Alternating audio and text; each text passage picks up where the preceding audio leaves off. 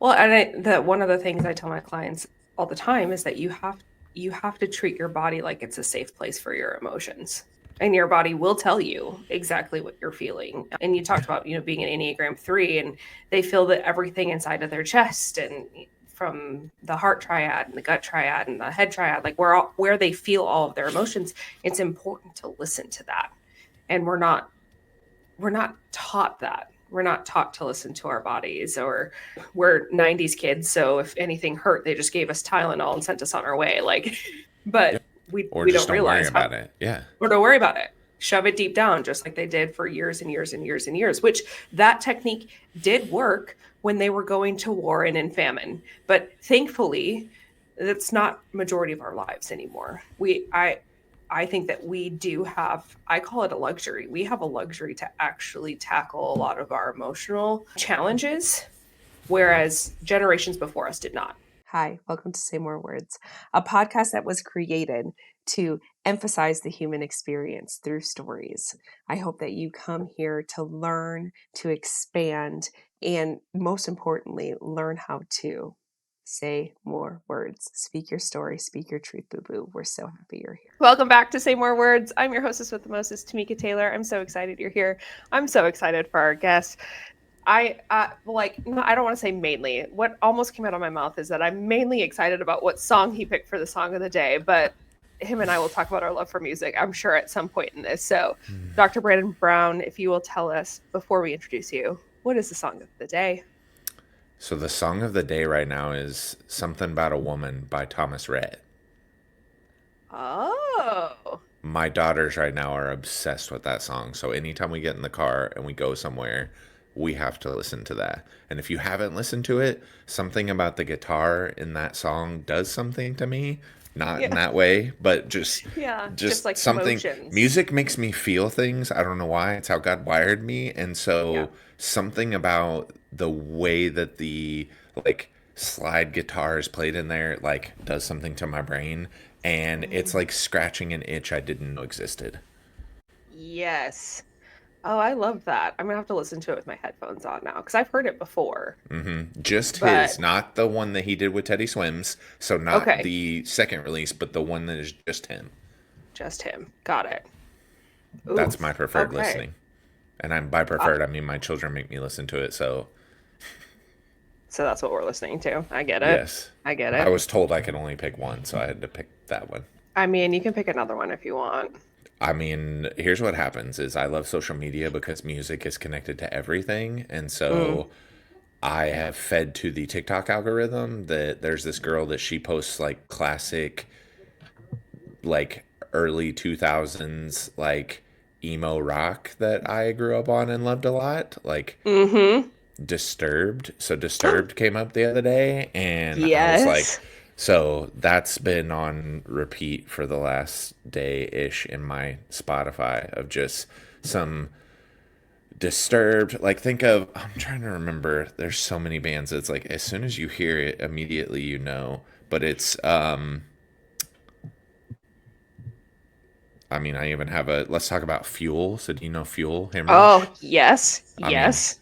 I mean, so I actually have a playlist if you're, as if you're surprised. So, if you, I'm not. I would like a link to it though, that's if you could literally send that over. titled Cumbersome's on there, Get Stoned by Hinder is on there, Oh, Breaking Benjamin is on here, Hell Yeah is on here. the other day James told me, what did he say? He said something about me being ridiculous for liking Hinder. And I was like, listen, I have a playlist on my Spotify called Hinder Bender, and it is for when you need to go on a Hinder Bender because you want to listen to it. Yep. yes, that makes me so happy. Well, Um, friends, you can imagine as to why I love Brandon Brown so much. He's one of those people. It's he very, what, I Hinder love it. Bender. It's right there. Hinder Bender. It's my most favorite thing on the whole planet. Well, they came Uh, out my senior year in high school, so I was like, that was the yeah, jam. yeah. I went to my 18th birthday. They had a concert at First Ave in Minneapolis, and that was my 18th birthday present from my best friend. We drove to Minneapolis. We were like second row. I cried, of course, because Lips of an Angel is just a ballad. It's a banger. And when you listen to it now, you're like, God, this is absolutely terrible, but it is so good. Yeah, but we could just let the music be what it is. Now Yeah, we have developed brains that can give us the awareness of what it was that we were singing and listening to, but that's okay. that's fine. Top 10 experience. I mean, 100%. listen, this we could just have a whole podcast about music. I mean, this Music. is We I could. could probably relate almost every aspect of my life back to some music or song or Mm. thing that I was listening to at the time. My barber right now uses my 2000s banger playlist when he's cutting hair. Like it's becoming a thing. Oh, yeah. Well, I mean, yeah, we could have an entire thing about music is one of the like I think it's We've just really already cool. lost everyone anyway. They're We've like, "What?" yeah, no, they're here. They're here. They're here with us because most of my people love music as well. And we could tie it back to our careers here in a hot minute, but I think it's just one of those great connectors. And also, I had a spiritual advisor who was like, if you ask a question and you don't necessarily hear it in your head, like if you pray, you don't hear it in your head, listen to the synchronicities of the songs that start playing and tell me that that's not an answer to a prayer. And I was like, hmm I mean, I also just think music makes you feel certain things. Like I've always been fascinated. And I'm sure there's way more research now, but it's like there's like a real a neurological like wave of emotion that goes through my body during certain parts of a song or when a song plays or when like it's just a whole thing. I mean, I'll give a shout out to my friend Chris Collins the other day. I was literally finishing up cleaning in the kitchen. I had like a late start that day and he had called me and we were talking on the phone, and of course I have my AirPods in so I can listen to music, and we're just checking in like, hey, what's going on? And he was like, man, to be honest with you, I've just been listening to Kiss from a Rose from Seal and it's been stuck in my head, which is one of my favorite songs. I also associate it back to one of my favorite Batman movies. It's where that of comes from. course. And I literally was finishing up the dishes, belting that song out in my kitchen as soon as we got off the phone. I had to. I had to. Of I can course. easily be influenced when it comes to music because somebody will mention something. And I'll be like, how in the world did I ever forget that I love this This song. music? Yes. That's why when Uh, somebody says, what's your favorite song? I'm like, you're asking me to answer an impossible question. yeah, What it's like mood am asking I which one's in? your favorite kid. Like, I don't Yeah. know. What mood am I in? Where am I at? What time of day is it? How has my day been? How am I feeling right now? How are things go? Like, there's so And many what do I things that tie need? into it. Yeah. Do I need a reset? Do I need hype music? Do I need to chill? Do I need something that distracts me? Do I want to get nostalgic? Do I like, what Oh, am I trying to feel? that's a really good segue into talking about emotions in the body. So we're gonna bring it all together. We're gonna bring it all together. There is a really great book that I got during a Barnes and Noble binge recently. That's called "I Heard There Was a Sacred Chord," and I'll link it in the show notes. But it's all about the neurological response to music and all of the great songs and why we have such a huge response to them. It's so good. But I mean, anyways, it's it's everything. I'm gonna But have to friends, check that out so now. you're gonna have to get it. Gonna have to get it. Um, but friends, I'm so excited to bring y'all have heard Brandon Brown. If you've listened to the podcast, Brandon and I did a one-off Instagram shoot or Instagram class together, and That's it was right. so good that we put it on the podcast. But I'm excited to have him here in the space. He's one of those people. He's what I like to call a stepbrother's friend, where it's like, did we just become best friends? Yep. Like from the moment I met him, I was like, that dude is cool. I want to know him. From across the room, Dr. Brandon Brown is a chiropractor here in Dallas Fort Worth. He is in Richardson. Mm-hmm. He owns a specific in Richardson, and he's the migraine doc on TikTok. He specializes in, well, actually, you know what, Dr. Brandon, I'm not going to butcher this. I'm going to let you go ahead and tell everyone about you in a second. But he is one of my favorite people. One, as you can tell, like when we talk, it's just very natural. It's very easy. And we have really in-depth. And one of the things I've loved about you from the very beginning is we have it. I can't stand when people can't get past the superficial level. I will not have a conversation with you if that's who you are. You'll watch me. If you watch me, like, if we're at an event, you watch me, like, go away from people, it's because I don't like where that conversation's going. Going. Either I Yeah. just don't, like, I don't, or I can just tell, like, this is, like, very, we're upper echelon of the onion and we just can't really get anything below that or talk about anything besides the same shit that everybody talks about. So I'm out. You just Yeah. watch me. I'll be like, oh, gone. Fade into the darkness. Oh, see. Versus the opposite of like when I want to, I'm like, ooh, you like I'm You've in it. peaked. We're going to talk about this. And I love people like that. I love people who are willing to go past the surface level of conversation. And one of the things we started talking about, at the surface level of like, what do you do? Well, obviously he's a chiropractor, and what do you do? And I'm a consultant. But instantly, he was one of those people who was like, okay, so let's talk about emotions in the body. And I went, oh, okay, gang, let's go. Like, Right. let's have this Speaking my language. conversation. Right. And so I'm super excited to have him here. We're going to talk about emotions and probably more music in the body. But before we do that, Dr. Brandon Brown, will you tell everybody a little bit about yourself? Yeah, I mean, so like she said, I'm a chiropractor, so I specialize. Being the migraine doc, I do a special technique of chiropractic. So we do what's called upper cervical care. I focus on the top two bones in your neck and their relationship to the health of your nervous system and brainstem. I think that's the underlying cause to most, if not all, migraines. And so for me in my now almost decade of doing this, that's just been for me. I think there's always somebody out there to serve the people that they're meant to serve, and so I might not be the type of chiropractor that you're looking for, but the more I've learned and just believe in what it is that I do even deeper and deeper, it's like, well, this was exactly what I was meant to do. And I said this on a podcast I did earlier this week, and I feel like it is still true, and it's allowed me to look at the evidence in my life of I I mean, you could probably relate to this of like not being where you want to be sometimes and being frustrated and praying and like talking to God and like trying to have these conversations. And I'm like, man, I've been doing this a long time. To me, it feels so in a line with what I'm supposed to be doing. And part of me now in untangling this is like understanding that it's like I'm trying to have things by my parameters, my goals, my time, like me setting the thing. But I literally, like a few weeks ago in the shower, was like, here's the thing.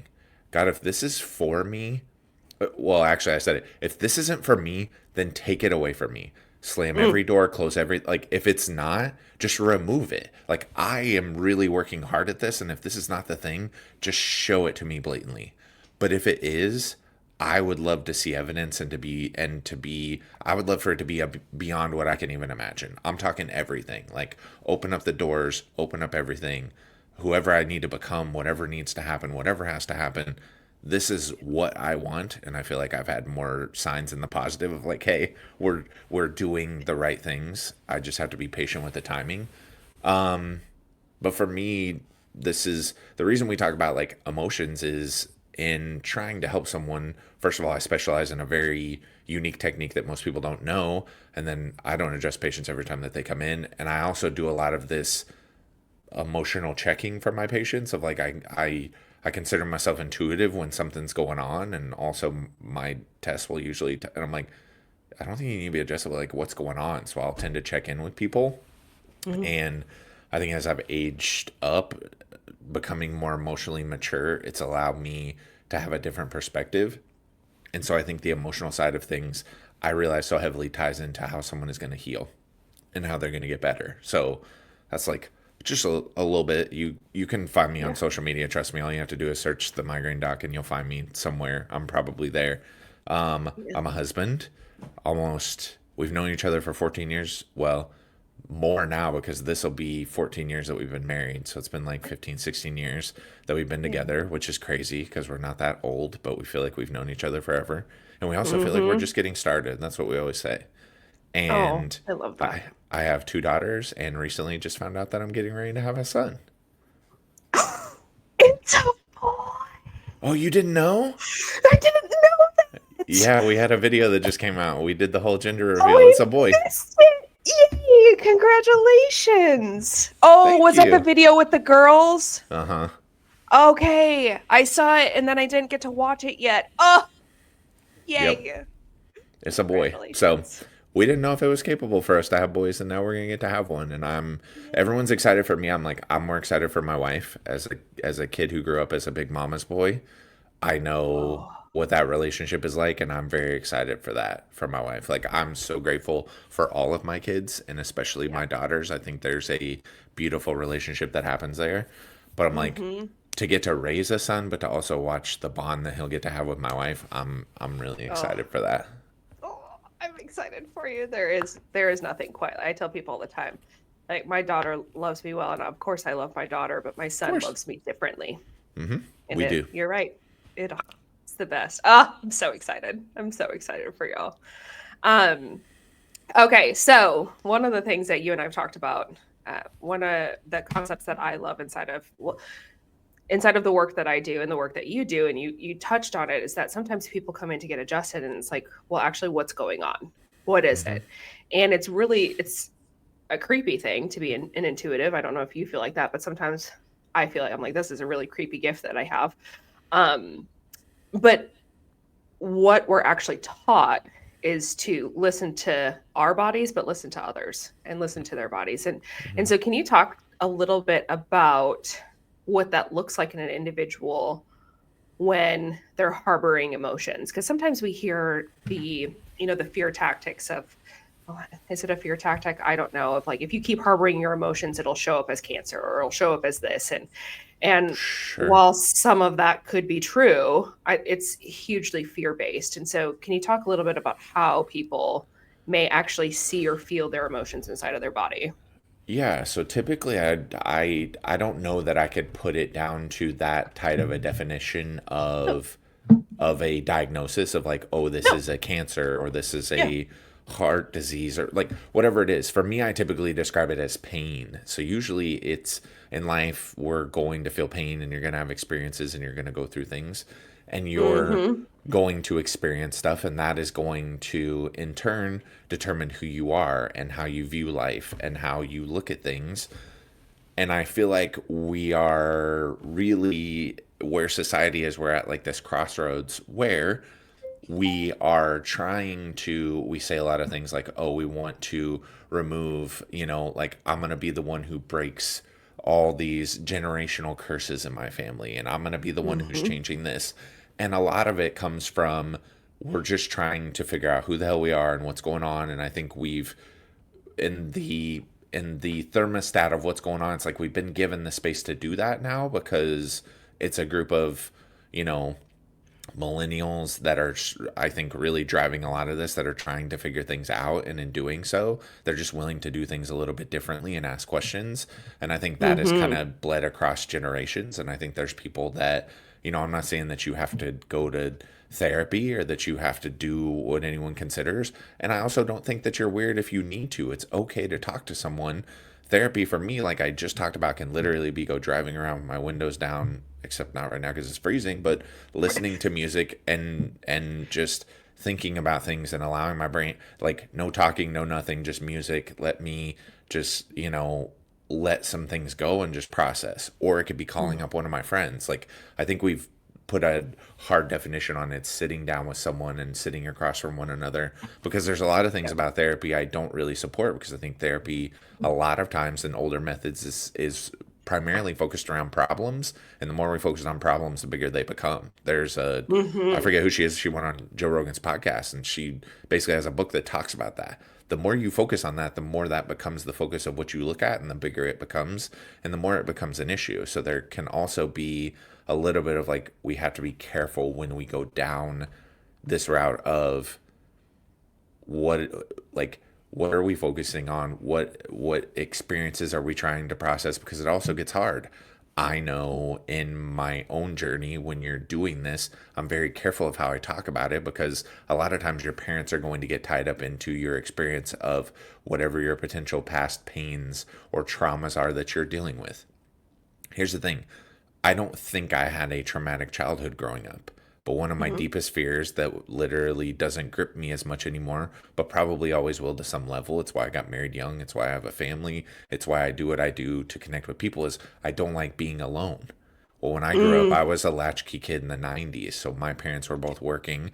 I had a stepdad that was a police officer. I had a mom that worked at the courthouse. They were working their asses off to support me. And I am forever grateful for that because they had to pay bills and put money on the table. And as a parent now, who is the sole provider for my family for the most part, I understand the stress of that and how they were doing the best that they could with what they have. I don't blame them. That was just my experience that I had when I was younger, and doing shit by myself was lonely. And inherently, I think as I developed, it's like when I had to, the first time in my life, deal with anxiety and panic attacks for a short period of time, luckily, it changed the way that I view that stuff. But it was Mhm. eye opening for me of like, holy shit, this stuff is hard. And it's not easy to navigate, but I think a lot of times our parents are like, well, we have to be careful the way that we say it because parents are always just like, whatever, like you're just bitching, like you just always, it's always got to be something that we did to you. It's got to be this thing instead of them being mature enough to go, I'm sorry that you felt that way. Like, Mhm. like, I wish we would just be more curious about why you were feeling that way and help flesh that out and see really, I think, a deeper connection and bond that could come from it of discussing it. I know hopefully they'll never see this. My wife deals a lot with that with her parents. It just is a little bit of a it they don't want to get blamed for this, and it's like it really has no Not a blame. blame. It's my Mhm. experience that I went through. It's what my nervous system and body tells me is true, and there's nothing that I can do about that until I work through and process it to understand, oh, this is why I am who I am. This is why I work how I do. It can drive you and be such a gift, and there's so many things in it that I do consider a gift, but there's also things in it where it's like I have to be aware because I will become someone who I'm not and be fake and pretend and get people to really like me and want to be friends with me because hello, I'm an Enneagram 3 and it's like I can chameleon to whoever I need to be in order to make Yeah. you happy, and Mhm. that's very hard to come out of. And so as you start coming out of that, it's like, oh, people might not like you because you're not the person that you were anymore and that you can't be as manipulated as you were before. And there's Mm. a ton of things that get tied up into this. But what I tend to see is it's usually a pain thing. So a lot of times when you can go back to a pain that no matter what you do, nothing makes it better. And I'm talking the best surgeons, the best chiros, the best healers of any of this. There's an emotional aspect that is tied up into this. And if we don't work to heal that on a deeper level, I usually describe people as walking heads that are separate from their body. Like your body is the thing that supports you and walks around, but you've sort Yeah. of created a block point and you're like, any shit that I don't want to worry about, I just shove it down the chain and I let it go somewhere else. And typically we don't want people to see it, so we hide it on the back. So where do people get pain? Between their shoulder blades and their shoulders and their back Mhm. and their like we hide it. We put it in other places instead of healing it and feeling it to get better, because if we're not doing that, then over and over and over again it's going to continue to be part of the problem, and so we're going to continue to repeat these cycles that we don't like and that we're not sure what is going on. And I know for me, the first time I ever experienced it, I had a patient that had been coming to see me for really bad migraines and headaches, and she was Mhm. doing amazing. Like everything was good, and by my measurements nothing had changed, and she all of a sudden fell off of a cliff and was like right back to where we were before. And so I Mm. said, hold up, that should not be possible. What is going on? And this was before I think I was plugged in enough to. The problem is I'm very like, what we want to call it, an empath. I don't even know that I necessarily Mhm. like that term anymore, but Empathetic. it's like I'm very I can just I like to be open enough to connect with people, and so I think that's an important part of that. And I think I used to just try to carry everyone's stuff for them. And what I've learned in my own healing is like I'm here to really hold space and allow you to do that, but that doesn't mean I have to carry this. It more Mhm. protects me and keeps me safe in those, but at this time I did not. but I just felt like something was off. And I'm such a flippin' obsessive nerd when it comes to stuff. Like if I love something, I've got to know everything about it and I've got to really dive into it. And so I always ask questions.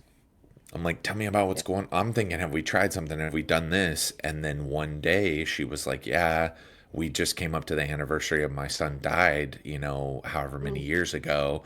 And Mm-hmm. a, and I wasn't meant to be like, well, why the hell are you doing that? No, that's an experience that she'll probably carry for the rest of her life. But there Mm-hmm. was still healing and things that needed to occur and work that needed to be done through that I can't be responsible for in every single aspect. There's going to be stuff that you have to do and people that you have to talk through and emotions that you're going to have to feel and days that suck and days that are amazing. And I don't think that we're promised any different. I don't think it's always sunshine and rainbows. I think as someone that's a believer, people think that it's like, oh, it just must be so nice to just think that there's this, heavenly bearded wizard that's in the sky that makes you feel all this way. And it's like, no, actually, it just creates No. radical awareness for me. And it's a place for me to have a relationship and a connection of where do I come from? What is my purpose here? What am I doing? Like, there's so Yeah. much, I think, more that goes into it that really just creates awareness. But that for me was probably the first time that I watched someone that was experiencing that where I was like, oh, there's much more that goes into this. And that was actually what led me down the road of bioenergetics. So we're Uh, referencing books. There's a bioenergetics book. I know getting volume one is easy, volume two is a little bit harder to find. okay. But I can send you the stuff for it. I know it's in Sarah's room, actually, the book in there. But I mean, the reason it ties into what I do is a lot of bioenergetics is tapping into your nervous system. It's a lot of vagus nerve activation. It's a lot of movement. It's a lot of humming. It's a lot of these things that will basically create vibrations that brings certain things to the surface that then allows your body to express them. And we put your Hmm. body in certain positions. So they have like the bow and the string. So the bow is like you're like leaning and arching back, and think of a bow. A bow is like very tense. And then you have the string, which is like very loose. So that's like leaning forward, arms hanging. And everything's all about breathing and moving and feeling certain emotions. One of my favorite tools I will give patients is if I can tell something's like pent up and they don't want to let it go. Mm-hmm. A bioenergetics tool that you could use is to go home and throw a fit on your bed like you're a kid and get lost in Oh. it, like very, very lost in it. Like throw a fit like you were a 3 year old that just was told that they can't wear their favorite outfit that they just picked out. And you will, first of all, feel better afterwards, but there's a lot that can be tied up into that it's like you're an adult, you're not supposed to act that way. Who the fuck determined how we're supposed to act and what is Right. supposed to be? I get like you don't need to go out and just be like like we don't need to act so ridiculous. Yeah. I have a 3 year old, so I get it. It's I Right. can handle my emotions better than that, but I also need to create safe spaces for me to feel those things because that's Mm. ultimately going to be better for my health in my Mm-hmm. experience. Well, and that one of the things I tell my clients all the time is that you have to treat your body like it's a safe place for your emotions. And your body will tell you exactly what you're feeling. And you talked Yeah. about, being an Enneagram 3, and they feel that everything inside of their chest and from the heart triad and the gut triad and the head triad, like where they feel all of their emotions, it's important to listen to that. And we're not taught that. We're not taught to listen to our bodies, or we're 90s kids, so if anything hurt, they just gave us Tylenol and sent us on our way. Like, but Yep. we Or we just don't don't worry realize how, about it. Yeah. or don't worry about it. Shove it deep down, just like they did for years and years and years and years, which that technique did work when they were going to war and in famine. But thankfully, that's not majority of our lives anymore. I think that we do have, I call it a luxury. We have a luxury to actually tackle a lot of our emotional uh, challenges, whereas generations before us did not. It was not a luxury that they were afforded. And so I think it's just very important. And I think one of those main steps is truly taking care of and listening to your body as a vessel, as opposed to something that's going against you. Yep. And we're in a system that sort of parts you out and separates things and keeps you, oh yeah, we treat you as a foot or as a knee or as a gut or as a heart or as a whatever, but it's like you're all one entity. Like, and what you have to realize is that there's a soul and a spirit that lives inside of that, that is the immeasurable thing that we can't look at or know. Mm. But that's what makes Tamika Tamika. That's what makes me me. It's the, if you took a human body and one that was alive and one that was dead and they weighed exactly the same, what's the difference between those? One has an intelligence that is inside of it that's running and coordinating in a spirit, and what makes up and is the expression of me, and the other one doesn't Yeah. have that anymore. That's empty. That's gone. And Yeah. so the reason I get so passionate about talking about this is when I went on my own healing journey with this, I realized that I fortunately was the one, like, I'm just always willing to do the work that is necessary to figure something out because I don't want it to continually be a problem. So this Oh, comes from yeah. my threeness where it's just like, hey, let's just do this now and get it done. Hmm. But not everyone works that way. And I remember meeting with my pastor and talking about it because I was just like, I want more people to talk. I process. So I need to, like, I want to process, and then I want to let me process first, and then we can process together. Some people Yeah. want to process as it's going, and I'm like, no, no, no, no, let me process. And I had done a lot of that. And I remember sitting down with him, and he was like, it was a great conversation. But he was like, hey, I'm so glad that you just had the thought to go, I need to talk to people, I need to do this, because he goes, we meet and connect with a lot of people, and this is where things just start to create this divide. This is where they distract themselves. This is where Mm. alcoholism comes in. This is just distractions galore. This is where addicted to video games. This is where all I do is go golf. This is like all of a sudden you just feel like this massive disconnect that comes, and then it drives a wedge in a marriage and in a family and creates all these problems. And it's because Yeah. it's emotions that you're not quite sure how to feel them. And like mine came from my parents getting, I have separate sets of parents, but parents Yeah. getting a divorce when I was 33 years old, and I found out from my sister. They weren't even mature enough to call me and get a hold of me and let me know. It was my sister, who's younger than me, who had to call me and let me know. And I'm like, I got really frustrated because I'm like, Yeah. I'm an older child. My wife doesn't like when I say this, so I try to change the term. I was incidental in college, so it wasn't necessarily a planned thing. I'm Mm. obviously grateful of that Yeah. situation and the decisions that my mom made, but Yeah. I didn't get siblings until I was 12 years old. And I got a stepbrother when I was 8, but we're not hanging around each other all the time. So I always tell Yeah. people, I'm like, I'm sort of a unique individual because I was an only child for a certain period and then sort of not. And then all of a sudden got siblings. And so yes, there is it's a blessing to be the oldest child. I try to tell my oldest child that, of like, it is a blessing. Yeah. You are the leader, you are the one who's setting an example, and I know there's a lot of pressure on you that comes from that. It's in that situation I got pissed because I was like, I'm tired of being the fucking parent. Why am I the parent? Why am I the one Yeah. that's now sitting here going, well, now I'm worried about my brother and my sister and what's going on, and just Mm. and at the time I didn't have time for it. So instead of feeling it, what did I do? I don't have time for this is what I told myself. But what did I do? Mm. I just pushed Shove it that. away. And then little did I know, it came exploding out in a very visceral Mm. way that was crippling and required a ton of healing. And I mean, I'm pretty sure you've been around with Brian Bogert was around. Brian was my coach for a little while. Oh, really? Yes, and Brian helped me a ton. Like if it wasn't for him, I wouldn't be where I am today because it would not have gone well. I was not doing well. Mm-hmm.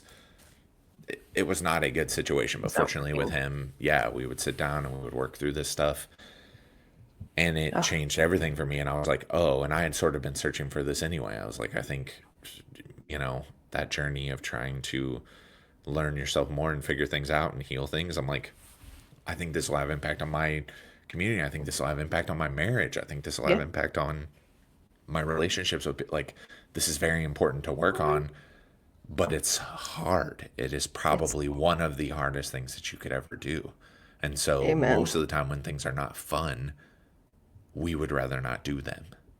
And unfortunately Isn't that sometimes, funny how that works? yeah, it's I mean, I'm sure you've seen when you're working with people, Yeah. it's the not fun stuff. I know you just recently went through, which we don't have to, but I know Uh, you've gone on your yeah. own journey. Yeah. I mean, it's, well, and I'm thankful that I went on the journey. I'm still in the journey, but yeah, it's an interesting thing when we shove those emotions down, and when the eruption, I love that you put it, like the eruption happens. And the thing that we're also not taught is that it is going to erupt at some point.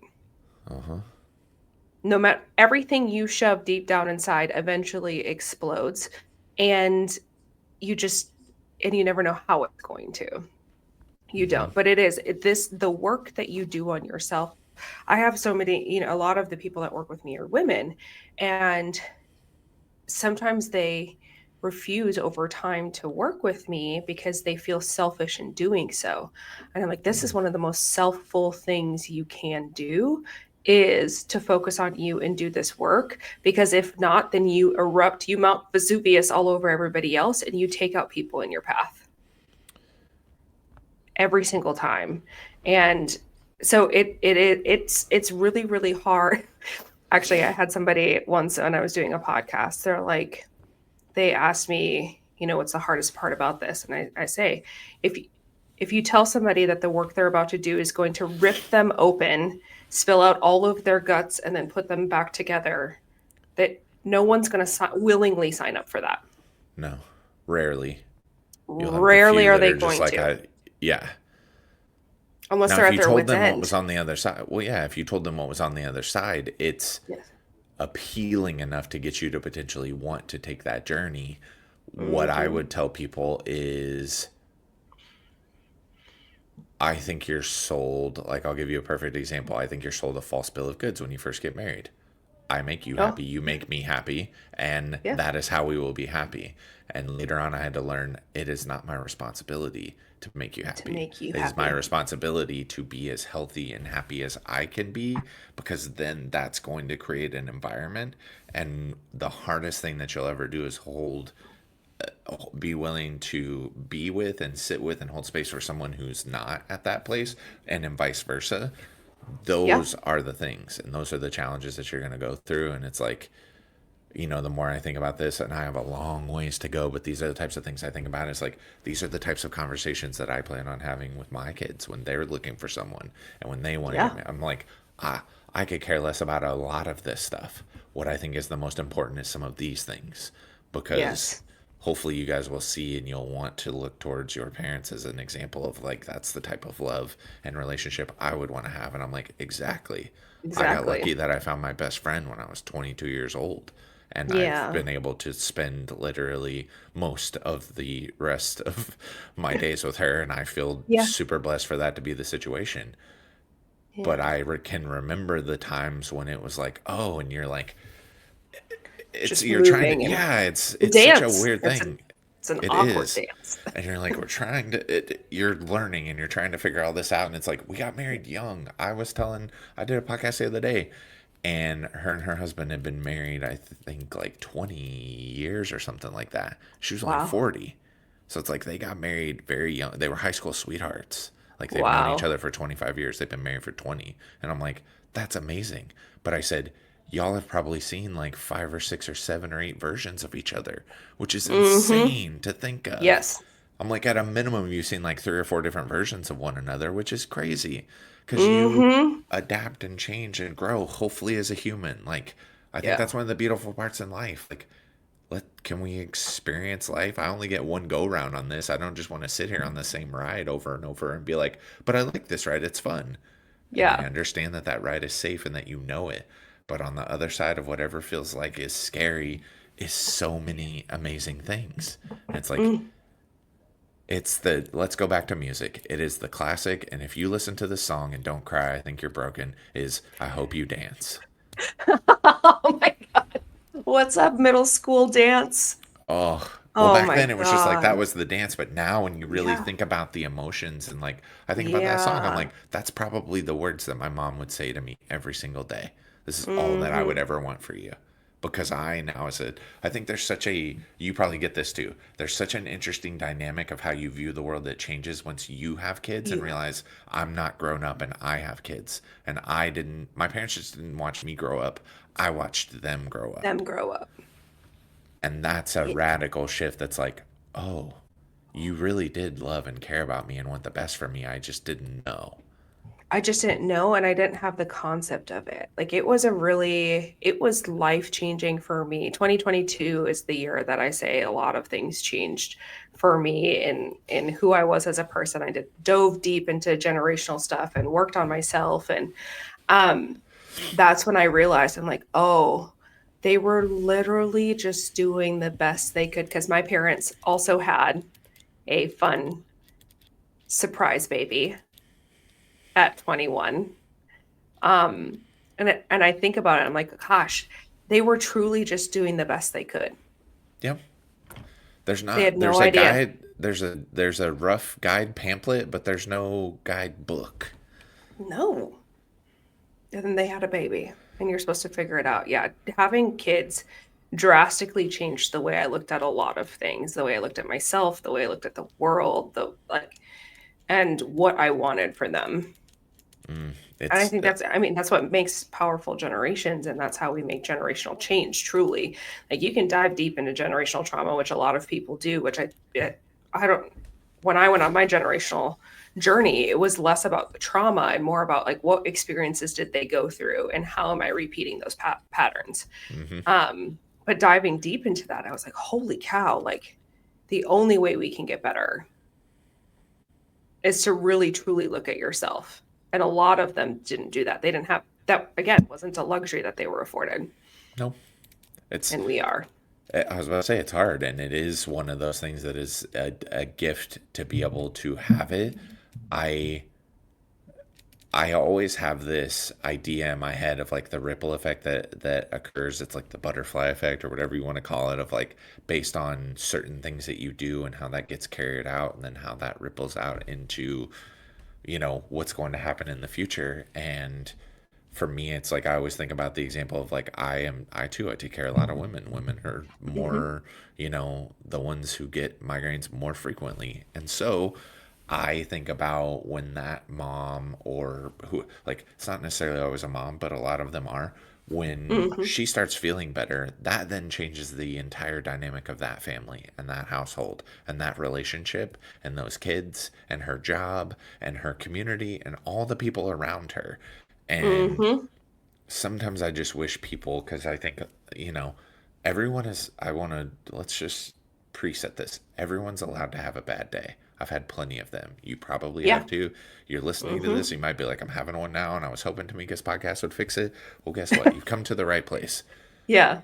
If we would all just have a little bit of grace for when someone's having a really bad Mm. day, the tendency is to meet your, it's like, and I am this person, so don't let me sit here and act like I'm any better. If you want to come Yeah. at me with some stuff and you catch me at the wrong time, oh, I'm We'll going throw to take it hands. to it. I will one up and I will keep going. I can be petty like that. But if we could just have a little bit of grace for someone who's having a rough day and understand that, hey, that's okay. Hey, we don't need to make a mom feel bad because her kid's making noise on an airplane or in a grocery store or anything. Guess what? She Right. didn't choose that. And it's not that kid's job to just behave because you want that. Ain't none of your business Hmm. anyway. Just ignore it, or be like, hey, mom, just walk by. Hey, you're doing a great job. You got this. Mm. Like, just a little bit of like awareness in that, I think, creates a world where it's like we have to realize how much it's been like, you're this side and you're this, and because of your because of your religious beliefs, because of your skin color, because of these things, what can we do to drive wedges? And it's like, whoa, hold up, hold on. We all come from the same source. We all come from the same place. We're all walking a similar journey. Some people blessed in Hmm. situations that we wish we could have, while we're blessed in situations that they wish they could have and they would trade for. Like, there's always this dualistic way of looking at it, of like there's two sides to that. And Yeah. I always try to look at it that way, of like there's ways where I'm being blessed and there's ways that I'm being challenged, and I'm going to slip up and screw up too. But it's like, just having a little bit of grace for the people around us and the ability, which requires a bandwidth that my nervous system has to be able to handle. Because I know we Yep. talked about all this healing. What you have to Yeah. realize is you can't separate this from your nervous system. Your, you know, somatovisceral and neuroemotional connection amongst things is if we're taking pain and everything is pain and we're suppressing Mm-hmm. pain, well, emotional pain exists too. And suppression of this is what we talk about, where it's like things are just going to blow up and it's like, what the hell happened? Your Yeah. nervous system doesn't know the difference. That's a really hot trend right now. My Oh my problem is gosh, my yeah. nervous system doesn't know the difference between, doing this and a An bear email chasing and me. the Yeah. yeah. And it's like it's true. And instead of being Hmm. like, God, they just want to complain, it's like, no, No. that generationally, like you were just talking about, has run and run and run. And it's like, well, for us, it was for this, and for you, it was this, and for you, it was this. And you have to realize that you have a system that is primed to sit and stress and to look for it. And now, with information and hate and all the stuff, you then have to be willing to be like, hold on, pause, unplug. I don't want to watch this, because you get to control what goes into the machine. What Yep. call it what you want it, but it's fed information, and we get to determine what we want to do with it. You get to determine what goes into that. You get to determine what's important and what you focus on. We get to determine that. And then that comes from a place where the best healing I ever did was when I realized all the strings that people use to do all this to manipulate my emotions got cut. And it was like, oh, Oh, this has never been a me thing at all. This has always been your no. own thing. I just wish you could see that. Yeah. I wish you could see your own insecurity and your own fear and all of those things. And it comes from a place of Hmm. I've had it. We all do. Hmm. We do. Because I It's think it's that comes truly from a fun. place. I think it comes from a Oh, place where people are like, oh, it must just be. I think that is the immediate cynical response. It's like, well, it must be nice to be so. And it's like, mm, sure. But I've been okay. in that place too. Yeah.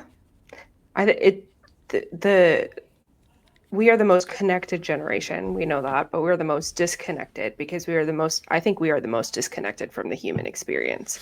Like we create others, we put others into robotic situations, and so we disconnect from the human standing in front of us. We're like, nope, this is just a problem, instead of this is a human who's having a human experience. And I think that's what's really, really hard. And that if you can just truly believe, like, one of the things will bring it full circle, like with our parents, with ourselves, with our spouses, with everybody around us, if you can get to that place of grace of this is a human having a human experience, it changes the way that you view everything that's going on around you.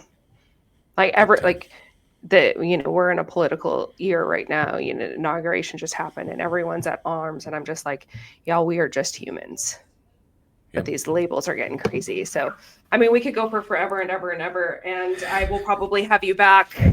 I would And love to. it's my to my environment. This will not be the first time, because Dr. Brandon Brown and I have an awesome fundraising idea that you all are going to want to be a part of here in DFW. So, Somebody to um, make my dream come true. oh my God, it's going to be the best, and I'm super excited about it. So just know when you see our names together and it's got music involved, you're going to want to be there. So, Imagine that, it's right? Now that I imagine. think about it, I'm like, duh. Duh. Of course we did this.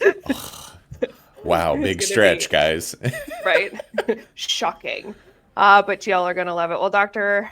Brown, Dr. Brandon, I so appreciate you for being here in my space, for being one of my people, for dropping some really good knowledge today that people needed to hear. I'm thankful for the human that you are and getting to do this life and healing together. So I appreciate you. Thank you so much for being here.